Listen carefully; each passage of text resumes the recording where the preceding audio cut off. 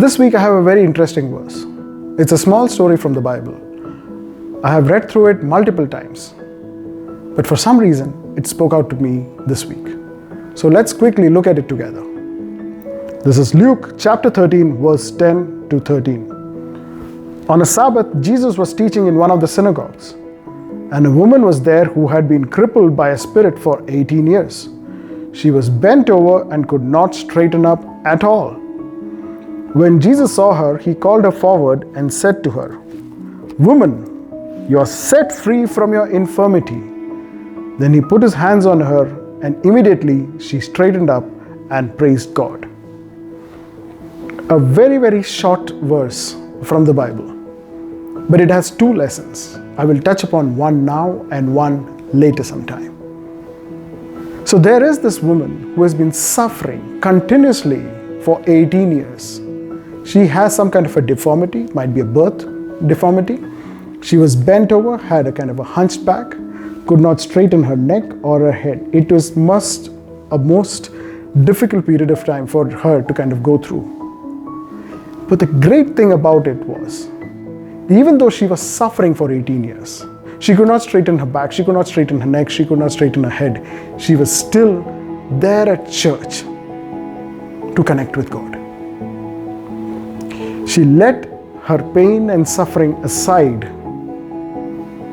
and did not let that affect her relationship with God.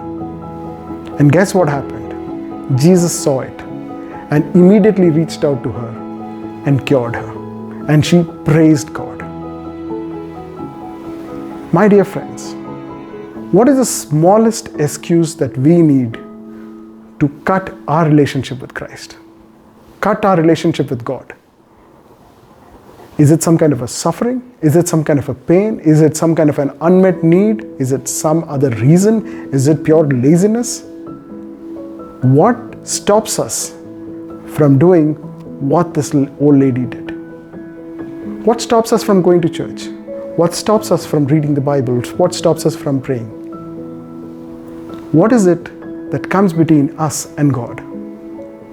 It could be something which has been there for a long time. Look at this lady, 18 years with a bent back, still coming to church every Sabbath. She doesn't give up. But we give up on the smallest excuse. There are two reasons for it. One, she was not looking at it from her perspective. She was looking at it from God's perspective. God wants me there at church.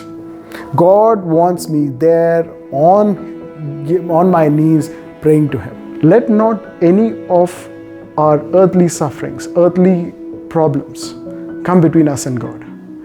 Should not put that suffering in saying, "Lord, remove this suffering first, then I will connect with you." Let that continue. For us being on this earth, there will be suffering, there will be temptations, there will be tests that we will need to go through. But let not that come between your relationship with God. Just as this lady. Some of you might say, 18 years, did it take 18 years for God to hear her, understand her suffering and cure her? Remember, for God, there is nothing called as 18 years or 18 seconds. When it is time, it happens.